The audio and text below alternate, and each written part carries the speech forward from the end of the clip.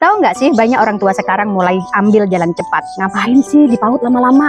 Langsung masuk SD aja. Toh anak saya juga sudah bisa ini, sudah bisa itu. Hello semua, saya guru TK yang setiap hari tepuk tangan nyanyi-nyanyi sambil tepuk jidat juga. Kelihatannya efisien, seolah-olah cepat sampai dengan tujuan. Tapi cepat itu belum tentu tepat, karena yang sering tidak terlihat itu harga yang harus dibayar di belakang hari. Kita lihat anak bisa baca, kita senang. Kita lihat anak bisa hitung, kita bangga.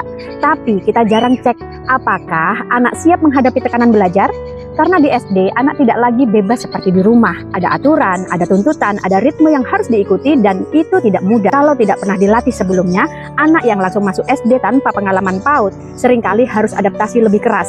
Bukan cuma belajar pelajaran, tapi juga belajar bagaimana duduk tenang, bagaimana mendengarkan, bagaimana menahan diri, bagaimana menghadapi kegagalan, bagaimana menahan emosi. Bayangkan, semua itu datang sekaligus, berat. Dan yang sering terjadi, anak terlihat bisa di awal tapi perlahan mulai menurun, mulai bosan, mulai lelah, mulai kehilangan minat. Kenapa? Karena fondasinya belum kuat.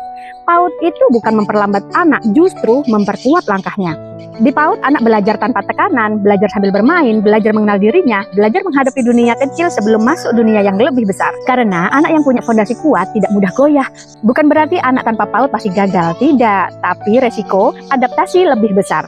Dan sebagai orang tua, kita sebenarnya punya pilihan, mau anak cepat masuk atau siap menjalani. Karena masuk itu mudah, tapi bertahan itu yang butuh kesiapan. Jadi kalau hari ini masih ragu soal PAUD, coba lihat bukan dari sisi perlu atau tidak, tapi dari sisi apa dampaknya untuk anak dalam jangka panjang. Karena pendidikan itu bukan lomba cepat, tapi perjalanan panjang, dan awal yang kuat akan menentukan langkah berikutnya. Ayah bunda hebat, jangan terlalu bangga, anak bisa mulai lebih cepat kalau ternyata dia harus berjuang lebih keras untuk bertahan di tengah jalan.